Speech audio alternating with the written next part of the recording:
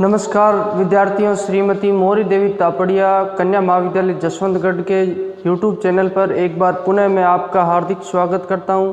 मैं प्रवक्ता चंद्र प्रकाश गुर्जर। आज की ये क्लास हमारी BA द्वितीय वर्ष के छात्रों हेतु इतिहास विषय की होगी।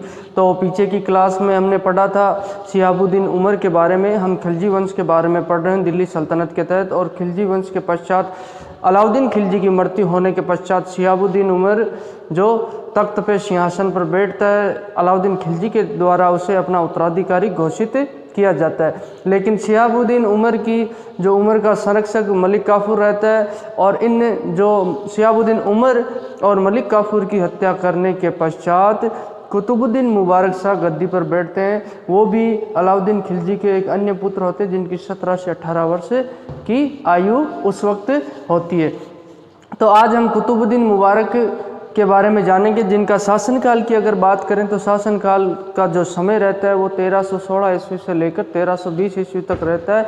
4 वर्ष का इनका शासनकाल रहता है। इसके पश्चात खलजी वंश की जो खलजी वंश समाप्त हो जाता है, उसमें एक खुसरो शाह द्वारा, जो नासिरुद्दीन खुसरो शाह द्वारा शासन किया जाता है, वह अलग खलजी वंश से अलग होता है, लेकिन उसे खलजी वंश के तहत ही माना जाता है।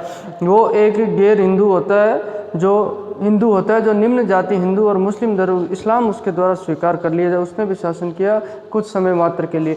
तो आज हम कुतुबुद्दीन मुबारक के बारे में बात करते हैं। तो ये हमने पीछे की क्लास में देखा किस तरीके से जो शिहाबुद्दीन उमर की हत्या करने के पश्चात कुतुबुद्दीन मुबारक दिल्ली के तख्त पर सिंहासन पर बैठ जाते हैं और अपने रास्ते से उन्हें हटा देते हैं। पहले वो संरक्षक बनते हैं, संरक्षक बनने के पश्चात कुछ दिनों पश्चात ही उसकी हत्या अंधा करवा के हत्या कर देते हैं। अब कुतुबुद्दीन मुबारक जो दिल्ली के तख्त पर बैठते हैं तो खलीफतुल्लाह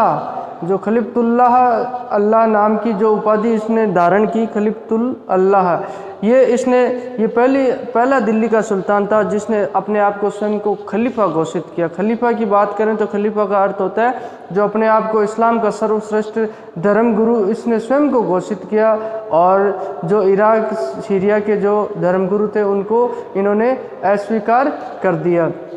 अब सिंहासन पर बैठने के पश्चात इन्होंने क्या किया, किस तरीके से कामकाज किया और क्या क्या जो शासन संबंधी जो प्रबंध किए उसके बारे में हम जानेंगे, और इनके समय में क्या क्या घटनाएं घटित हुई। तो जैसे ही ये सिंहासन पर बैठते हैं तो जो अमीर वर्ग है, दिल्ली की जनता है, इनकी सहानुभूति इनके प्रति होती है, क्योंकि जो अलाउद्दीन खिलजी का शासनकाल था वो बहुत ही सख्त था। लोग परेशान हो गए थे सुन के, ये करना है, वो नहीं करना है, ये करना है, ऐसी बातों से। और उसके पश्चात उन्हें जो उसके सख्त शासन से मुक्ति मिली, तो उनकी सहानुभूति, जनता अमीरों की सहानुभूति इसके साथ थी, तो इसमें व्यापारियों की सहानुभूति इनके साथ थी। तो इसने क्या किया, उदारतापूर्वक शासन किया ताकि इनको जनता और अमीर सपोर्ट करे। तो इसके पश्चात इसने जो पुराने अध्यादेश, जो इसके पिता के द्वारा अध्यादेश की बात करें तो अध्यादेश का मतलब हो गया कानून, जो पुराने कानून थे उनको इसने क्या किया, सबसे पहले रद्द किया। और पुराने कानूनों में बात करते हैं वो कौन कौन से कानून थे जो इसके द्वारा रद्द कर दिए और अमान्य घोषित कर दिए गए। तो सबसे पहले इसने जो कार्य किया, सिंहासन पर बैठने के पश्चात जो जितने भी जो कैदी थे, जो कारागार में, जो जेलों में बंद कैदी थे, उनको सबसे पहले इसने रिहा कर दिया, उनको आज़ाद कर दिया ताकि वह इसके समर्थक बने जाए। उदारतापूर्ण शासन का परिचय देते हुए ये काम इसके द्वारा किया जाता है। और अलाउद्दीन खिलजी जो इसके पिता थे, उनके द्वारा जो कठोर कानून बनाए गए थे उनको निरस्त किया। जैसे कठोर कानून की हम बात करें तो अलाउद्दीन खिलजी ने अगर ये ऐसा कठोर कानून बनाया था कि अगर कोई व्यापारी किसी वस्तु को कम तोलता है तो जितना वो कम तोलता है उसी के जो तोल के बराबर उसके शरीर से मांस निकाल लिया जाएगा। तो ऐसे कानूनों को इसके द्वारा निरस्त कर दिया जाता है। जो अब जब्त भूमि जो अनुदान की भूमि थी, जो जिस पे किसी तरह का लगान नहीं वसूला जाता, तो अमीरों को और कई सैनिकों को दी गई थी, उस भूमि को पुनः इसने उन लोगों को लौटा दिया। और अलाउद्दीन खिलजी के द्वारा ये जब्त कर ली गई थी और इसे खालसा भूमि घोषित कर दिया। खालसा भूमि की बात करें तो खालसा का अर्थ सरकारी भूमि घोषित कर दिया गया था। और जो दिल्ली से निष्कासित, जो दिल्ली से जिनका दिल्ली राज्य छोड़ने के लिए कहा गया था, दिल्ली का क्षेत्र जिन्हें दिल्ली से बाहर भेज दिया गया था, उन लोगों को इसके द्वारा पुनः लौटने की अनुमति दे दी जाती है। और इसके पश्चात जो ये घटना घटित हुई थी, जो हमने कल पढ़ी थी, शिहाबुद्दीन उमर और जो मलिक काफूर को अपने रास्ते से हटाने के लिए, जो मलिक काफूर ने पहले कुतुबुद्दीन मुबारक को मारने के लिए जो 4 सैनिक भेजे थे, उनको इसने मर्द सुल्तान का वास्ता देते हुए पुनः मलिक काफूर की हत्या करवा दी थी और खुद शिहाबुद्दीन उमर का संरक्षक बन गया और धीरे धीरे तख्त पे जो इसने अधिकार कर लिया था। अब जिन सैनिकों ने मलिक काफूर की पुनः हत्या की थी, वो सैनिक अपनी योग्यता से अधिक मांग करने लगे और योग्यता से अधिक सम्मान की मांग करने, उन लोगों ने इसको परेशान किया कुतुबुद्दीन मुबारक। तो अंत में उन लोगों को कुतुबुद्दीन मुबारक ने दंडित किया और उनकी चारों की हत्या इसके द्वारा करवा दी जाती है, क्योंकि वो योग्यता से अधिक सम्मान की मांग करने लग गए थे। तो मलिक काफूर का वध करने वाले सैनिकों की हत्या इसके द्वारा की जाती है। और ये मैंने पहले ही बताया आपको, अमीरों, सैनिकों, जनता की सहानुभूति से थी। इस सहानुभूति के कारण, इस सहानुभूति को बनाए रखने के लिए इसने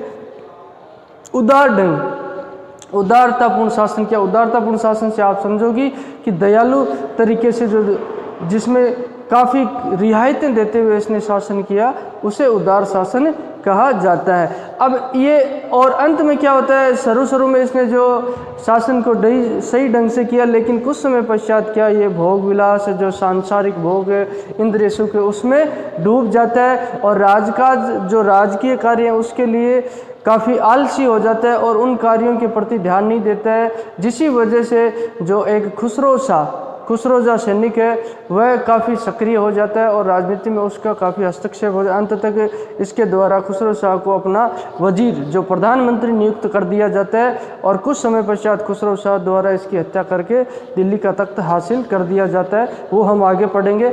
अब इसके द्वारा जो कौन कौन से सैनिक अभियान किए गए उसके बारे में मूलतः हम जानेंगे।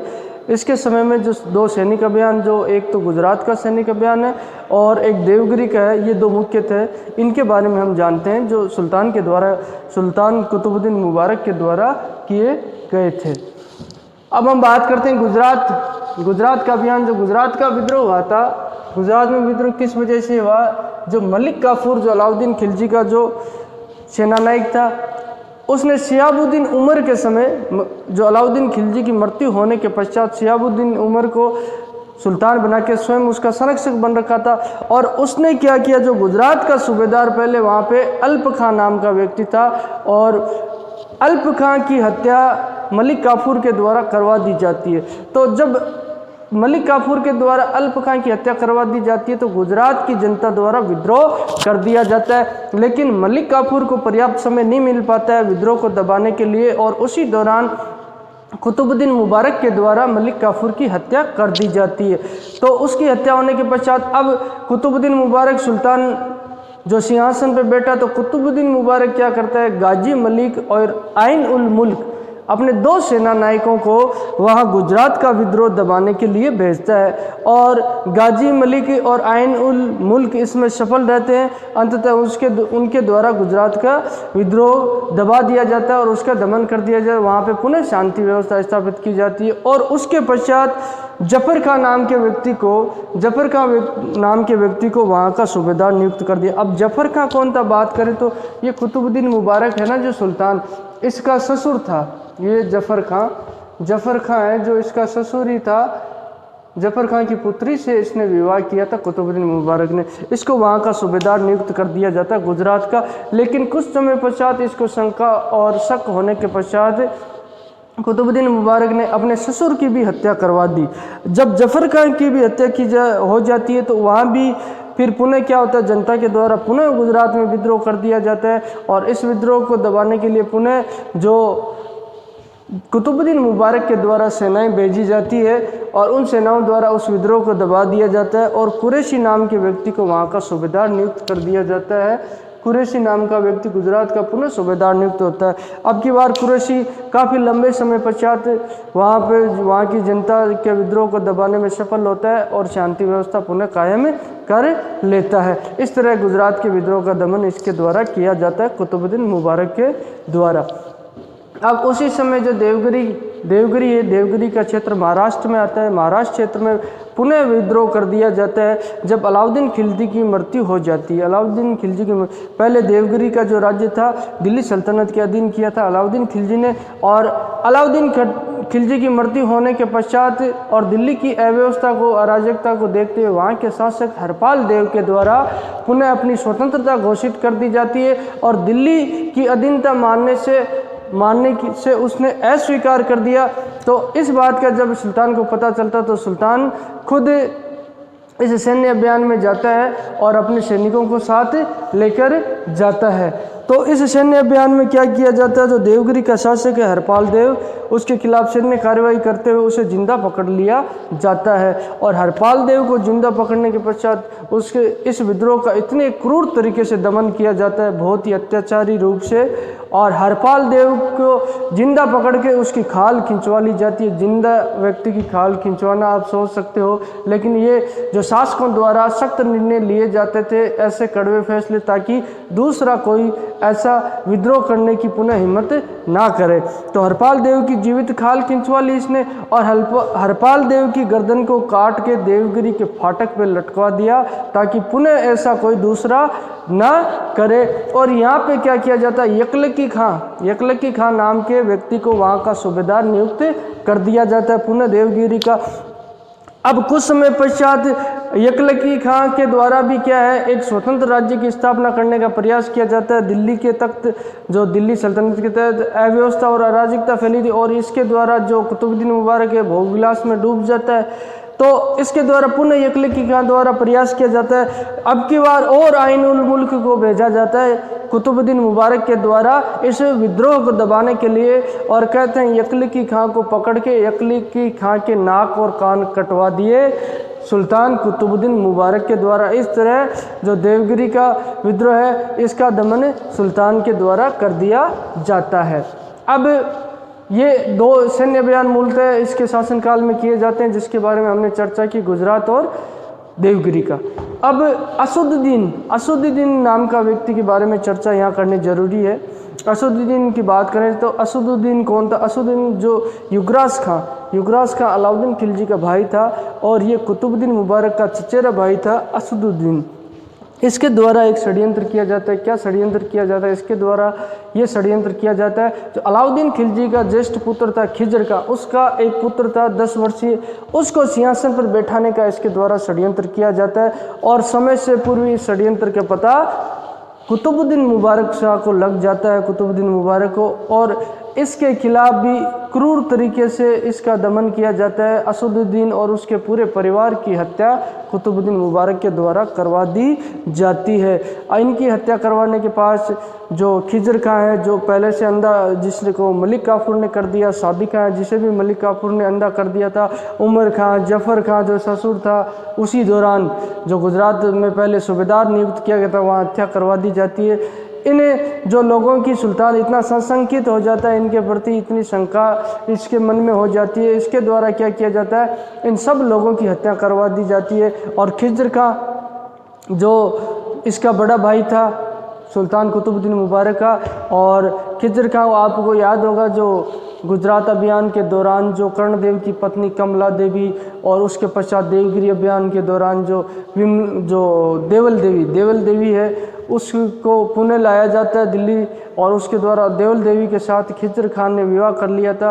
अब खिज्र खान की हत्या करने के पश्चात देवल देवी जो उसकी पत्नी थी, उसके साथ कुतुबुद्दीन मुबारक के द्वारा विवाह कर लिया जाता है, और उसे विवाह करके शाही हरम में शामिल कर लिया जाता है।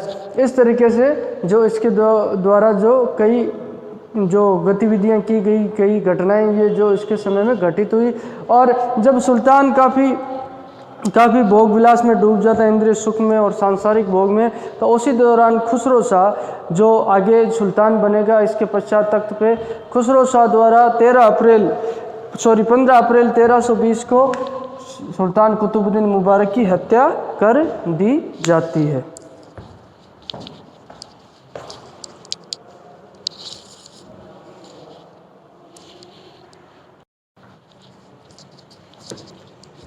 आज हमने खलजी वंश के सुल्तान जो कुतुबुद्दीन मुबारक शाह के बारे में पढ़ा है। शिहाबुद्दीन उमर को हम पहले पढ़ चुके हैं और अब अंतिम शासक खुसरो शाह के द्वारा खुसरो शाह को हम पढ़ेंगे आने की वाली क्लास में। उस तरह खलजी वंश को हम समाप्त करेंगे, उसके पश्चात तुगलक वंश को पढ़ेंगे। और कल की क्लास में हम किस तरीके से खुसरो शाह द्वारा जो सुल्तान की हत्या की जाती है, कौन सा षड्यंत्र, किस तरह का षड्यंत्र किया जाता है, और जो कुतुबुद्दीन मुबारक के समय किस तरीके से खुसरो शाह का उत्थान होता है, ये कैसे जो सामान्य निम्न जाति हिंदू से इस्लाम धर्म को स्वीकार करके इतनी बड़ी जगह तक पहुंच जाता है और जो हिंदुस्तान का सुल्तान कुछ समय के लिए बने जाता है, उसके बारे में हम आने वाली क्लास में पढ़ेंगे। आज हमने कुतुबुद्दीन मुबारक के द्वारा किए गए कार्यों के बारे में जाना, उसके द्वारा किए गए सैनिक अभियानों के बारे में जाना है। उम्मीद करता हूं कि आपको बेहतर तरीके से समझ में आया होगा। मैंने अच्छे से प्रयास किया, अपना अच्छा एफर्ट लगाया। फिर भी आपको कहीं कोई कमी नज़र आती है या किसी तरह का आप सुझाव देना चाहते हो तो आप निसंकोच दे सकते हो, और कोई चीज़ें आपको कोई तक समझ में नहीं आ रही हो तो आप निसंकोच पूछ सकते हो। आज की क्लास के लिए हम इतना ही पढ़ेंगे और कल जो आने वाली क्लास में हम पढ़ेंगे। आज के लिए बस इतना ही। बहुत बहुत धन्यवाद।